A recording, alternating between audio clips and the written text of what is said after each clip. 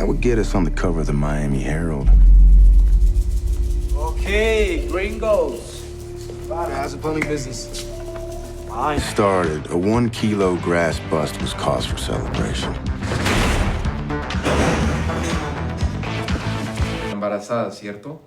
Bueno, mejor, porque lo que pasa es que la aduana americana no requisa a las mujeres embarazadas. Creativos. Usted me ha dado el producto a mi hermano.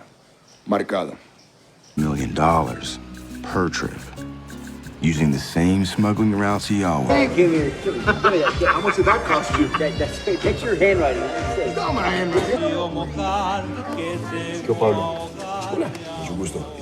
Mateo Moreno. No, cucaracha, balón. Was making a killing in the smuggling business. Cigarettes, alcohol, marijuana, you name it. At the time, Pablo owned half the police in Medellin.